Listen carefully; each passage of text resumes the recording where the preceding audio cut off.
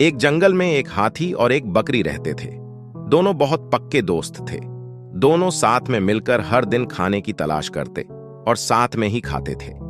एक दिन दोनों खाने की तलाश में अपने जंगल से बहुत दूर निकल गए। वहां उन्हें एक तालाब दिखाई दिया। उसी तालाब के किनारे एक बेर का पेड़ था। बेर का पेड़ देखकर हाथी और बकरी बहुत खुश हुए। वह दोनों बेर के पेड़ के पास गए। फिर हाथी ने अपनी सूंड से बेर के पेड़ को जोर से हिलाया और जमीन पर ढेर सारे पके हुए बेर गिरने लगे। बकरी जल्दी जल्दी गिरे हुए बेरों को इकट्ठा करने लगी।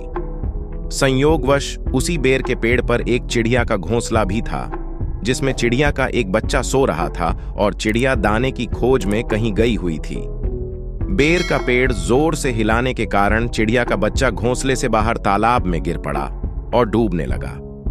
चिड़िया के बच्चे को डूबता हुआ देखकर उसे बचाने के लिए बकरी तालाब में कूद गई, लेकिन बकरी को तैरना नहीं आता था। इस वजह से वह भी तालाब में डूबने लगी। बकरी को डूबता हुआ देखकर हाथी भी तालाब में कूद गया और उसने चिड़िया के बच्चे और बकरी दोनों को डूबने से बचा लिया।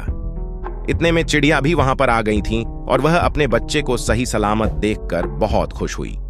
उसने हाथी और बकरी को इसी तालाब और बेर के पेड़ के पास रहने के लिए कहा। तब से हाथी और बकरी भी चिड़िया के साथ उस बेर के पेड़ के नीचे रहने लगे। कुछ ही दिनों में चिड़िया का बच्चा बड़ा हो गया। चिड़िया अपने बच्चे के साथ जंगल में घूम कर आती थी और हाथी और बकरी को जंगल में किस पेड़ पर फल लगे हैं इसकी जानकारी देती थी। इस तरह हाथी, बकरी और चिड़िया मजे में रहते और खाते पीते थे। कहानी से सीख, हमें किसी का बुरा नहीं करना चाहिए। अगर हमारी गलती से किसी को परेशानी होती है तो उस गलती को सुधारना चाहिए और मनमुटाव दूर करते हुए एक दूसरे की मदद करनी चाहिए।